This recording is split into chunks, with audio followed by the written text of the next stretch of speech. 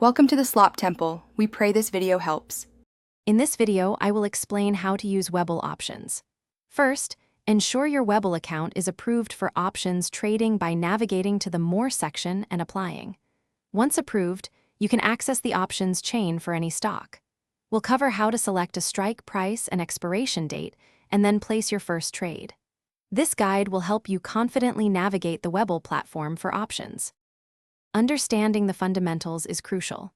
A call option gives the holder the right, but not the obligation, to buy 100 shares of the underlying stock at a specified price, called the strike price, before a certain date. Conversely, a put option grants the right to sell 100 shares. The premium is the cost you pay for this contract. Knowing these basics helps you make informed decisions on Webull. To place a trade, first select a stock and then tap on the Options tab to view the options chain.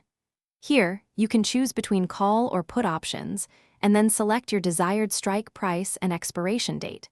Next, you'll specify your order type, such as market or limit, the quantity of contracts, and your desired price.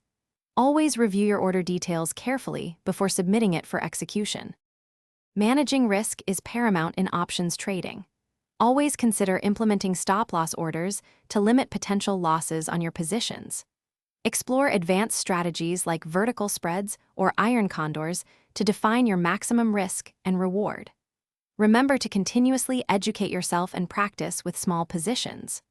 Also, be sure to check the description below for links to the new Kindle Paperwhite and other exclusive deals we've found for you. Thanks for watching. Consider subscribing if we helped you.